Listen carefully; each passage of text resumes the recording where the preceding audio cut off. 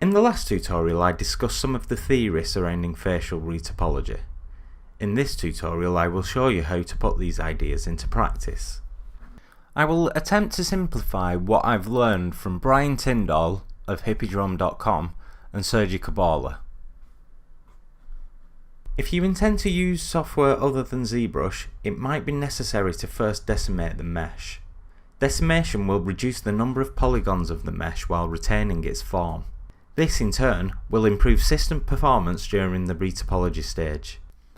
However, decimation will not optimize edge flow, so is not a replacement for retopology. My personal retopology tool of choice is 3D Coat. However, I will not refer to software specific buttons and tools in this tutorial. This is to highlight the fact that software isn't relevant, particularly for retopology. As long as the software you wish to use has retopology tools within it, you can follow along with this tutorial. I will try to make this process as methodical and easy to understand as I can. So the way I'm going to approach it is to first create key loops in the face. These include the eye, the muzzle, the mouth, the perimeter of the face, and the ear. Once these are in place, it's relatively easy to connect the dots. The first loop I will create is the eye. I want to keep the loop symmetrical vertically as well as horizontally. So what I'm going to do is create a midline from left to right, cutting through the areas at which the eye pinches, and a line from top to bottom indicating the center line. If you don't understand exactly what I'm doing right now, bear with me, it'll make more sense in a moment. Just know that these lines represent edges. I now want to create two curved lines on either side like this. I now have the edges in place to create my first loop.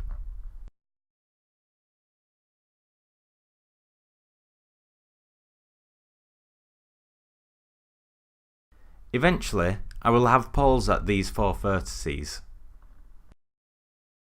The first two poles emerge as I create the loop for the muzzle.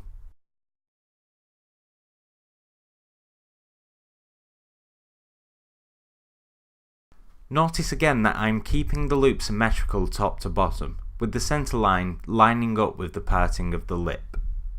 I don't need to worry about vertical symmetry because the mirrored geometry is taking care of this for me. Next is the lips. Again, looking for that symmetry while trying to match the number of edges created in the muzzle.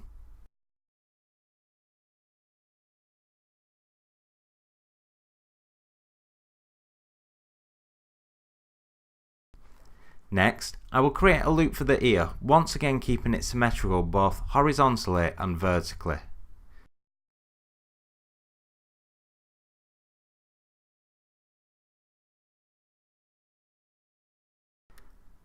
The poles will line the four corners. Now I will create the loop for the perimeter of the face. Watch how 3 new poles are made.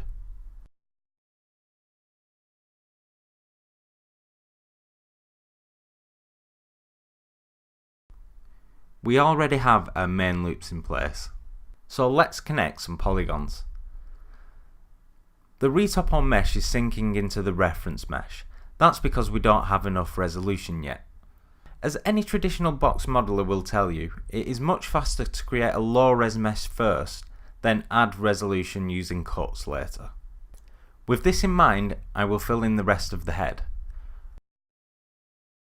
Round the back of the head, I will route these poly loops around the side of the head like this. This avoids too many edges running down the neck when we start making cuts.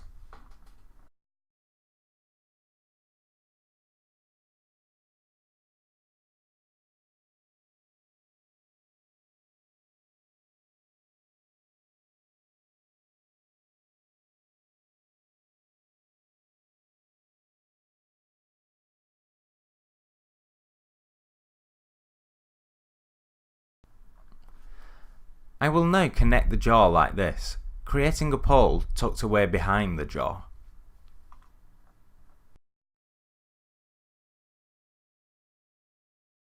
Following the edge from this pole on the chin, I will route the geometry towards the centre. Again, this is to avoid too many edges flowing into the neck later. Filling in the rest of the neck is straightforward. Now that we have the topology flowing the way that we want it to, it is very easy to add resolution. I haven't yet finished the face because I need to add resolution in order to do so. I will make new cuts into the eye on either side of each midline. This ensures that it remains symmetrical horizontally and vertically.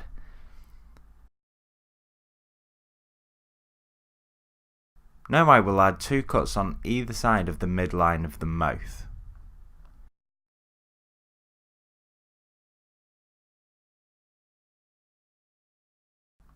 And now by the centre of the face and across the forehead. I will also cut either side of the midlines on the ear. I'll ignore the left side because that's already been cut.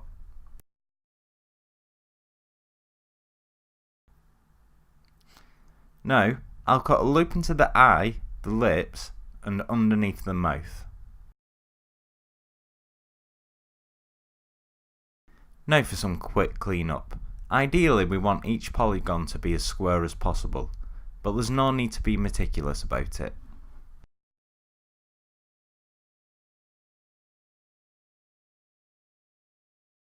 Next, I'll add 5 faces for the main up and down planes of the nose.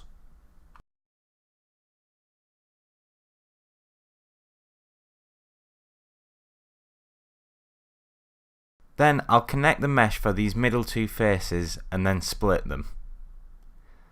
I've noticed that there isn't enough resolution in this area, so I'm going to make a cut right here. Then I will add 3 more cuts to maintain horizontal and vertical symmetry. Now I can route these polygons under the mouth and up into the nose.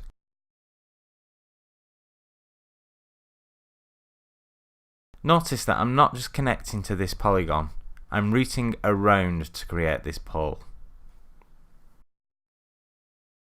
Now this next loop is a little tricky, so watch carefully. I'm moving the verts that I just created to create a little cul-de-sac. Now I'll fill in these faces, but instead of routing down towards the mouth, I will turn into the base of the nose. This creates a new pole in the crease of the nostril. So that this doesn't get any more convoluted, I will start filling in the polygons leading from the mouth. The first polygon simply needs connecting, but then we will break out of the loop and connect to the nose. It's now easy to fill in these rows towards the centre of the head.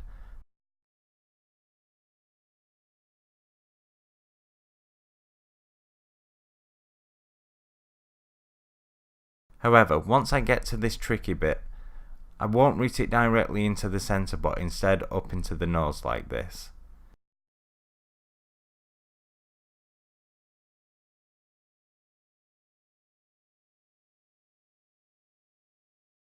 Okay, we're nearly home and dry. The loop in the nose is super easy. Ignore the direction of the poly loops leading into the nose and just create a loop within the geometry we have already laid down.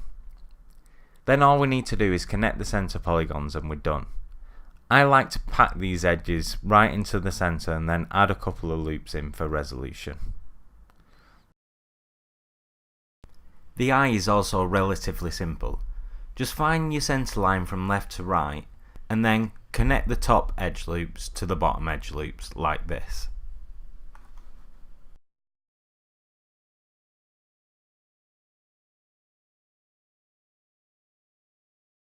I've left some triangles in there, but this is easily resolved with a couple of cuts.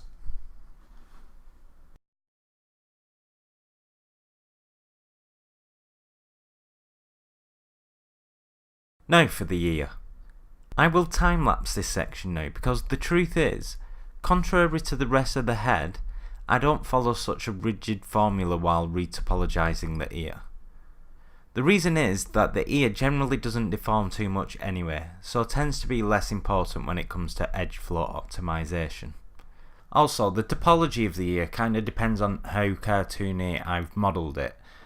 So what I try to do is just follow the flow of anatomy the best I can while retaining relatively clean looking edge flow. Don't be afraid to add poles as well, because like I said, the ear doesn't deform very much anyway. So I would say just don't worry about it too much, but if you really want to learn more about what I'm doing with the ear, check out the bonus content, because I've included a step-by-step guide of how to retopologize the head, and I go into a little bit more detail there on the ear.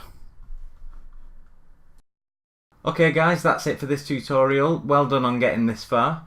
If you want to know more or you want to support this channel, I have bonus content for sale. This includes a 36-page step-by-step illustrated guide on how to retopologize the head, where I just go into a little bit more detail. A reference sheet and video turntable just illustrating the edge flow demonstrated in this tutorial. The Dynamesh and retopologized head that I use in this tutorial, so you could practice on the Dynamesh head or use the retopologized head as a base mesh. And a quick video tutorial on just a couple of techniques for reducing edge flow. If you find this video useful, please give it a thumbs up and consider sharing it with your friends and clicking the subscribe button. Thank you.